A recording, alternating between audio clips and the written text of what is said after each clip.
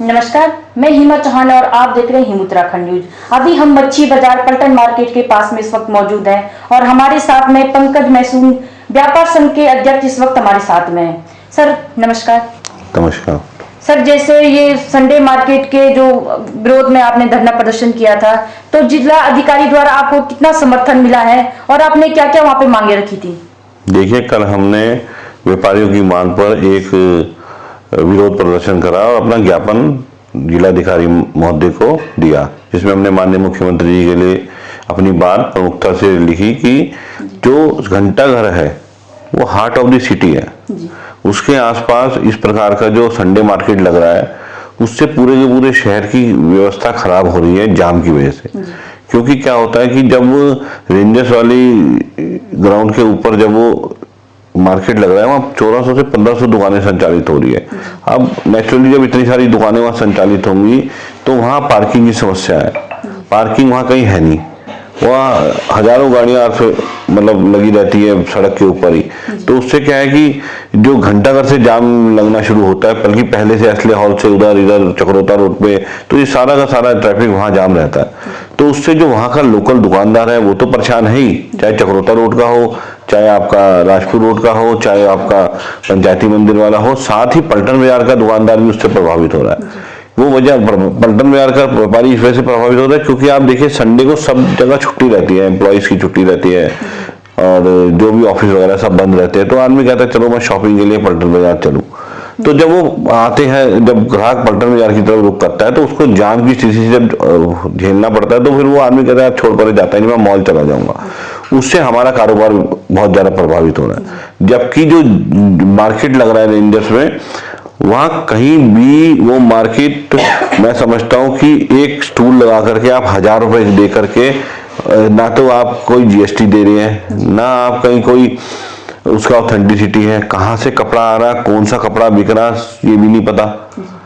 उसके बावजूद भी वो बाजार लग रहा है और वहां से जो परेशानी है, जो दिक्कतें हैं, वो बाजार के दुकानदारों के ऊपर आ रही है कि उनका कारोबार उसकी वजह से बहुत ज्यादा प्रभावित हो। खाली संडे को नहीं हो रहा, पूरा हफ्ता प्रभावित रहता है। क्योंकि कहीं लोग जो बाजार में आकर के सामान खरीदते हैं वो कई लोग सोचते हैं मैं संडे को ही खरीदूंगा जाकर के, जबकि वहां सेकंड का माल मिल रहा है। मैंने अभी आपको एक बात और संज्ञान में डाल दूं कि आप एक दिन सवेरे संडे को जाकर के आशा रोडी पर भी एक बार, चाहे 3 बजे के करीब जाओ, 4 बजे सवेरे, तो आप देखिए किस प्रकार से इनका सामान पूरा का पूरा बाजार में आता है।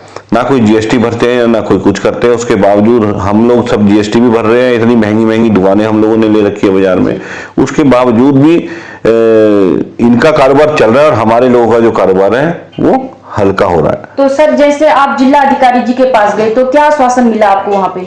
देखिए, पहले हम जिलाधिकारी महोदय के पास गए, वहां से हमें आश्वासन यही मिला कि हम इस पर जो भी उचित कार्रवाई होगी वो करेंगे।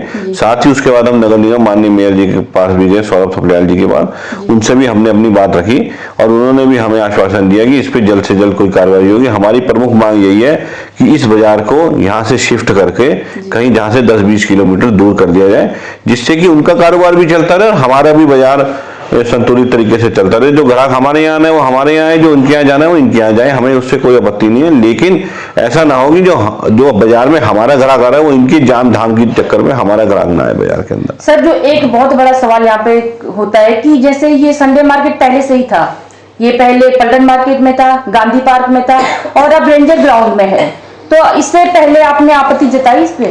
देखिए, मैं आपको इसमें अनगिनत पर्चे दे दूंगा जो मैं एमडीडीए को, शासन को, प्रशासन को कई बार लिख चुका कि भाई ये जो संडे मार्केट बाजार के बीच में लगता था, उससे एक तो बाजार में चोरी चकारी ये बहुत ज्यादा हो जाती थी। जो लोकल दुकानदार था उसके लिए बड़ी परेशानी का सबब, क्योंकि पैदल तक चलने की जगह नहीं होती थी।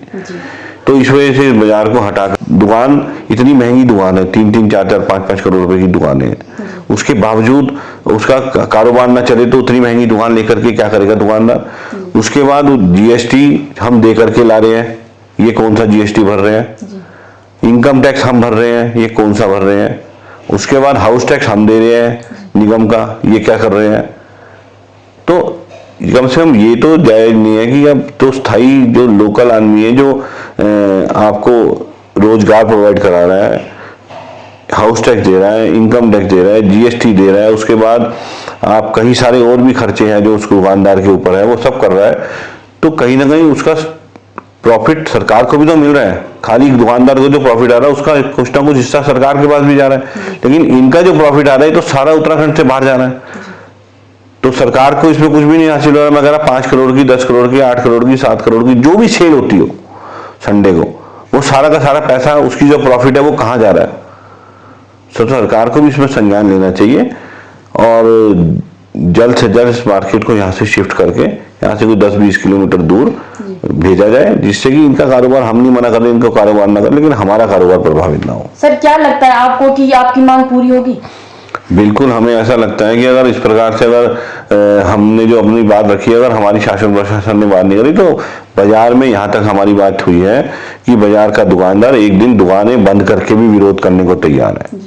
तो इसलिए अगर शासन प्रशासन ने जो हमें आश्वासन दिया उसको जो भी 1 हफ्ते 2 हफ्ते का हमें अभी आश्वासन मिला है, अगर उस दौरान ये चीजें नहीं होती तो हम बाजार भी बंद करके एक दिन विरोध प्रदर्शन करेंगे अपना। तो जैसे आपने देखा अभी कि व्यापार संघ के अध्यक्ष पंकज मैसून जी इस वक्त हमारे साथ है और उन्होंने आपत्ति जताई है संडे मार्केट को लेकर, क्योंकि व्यापारियों के काम पर इससे बहुत प्रभाव पड़ा है। देखते रहे हिम उत्तराखंड न्यूज़। धन्यवाद।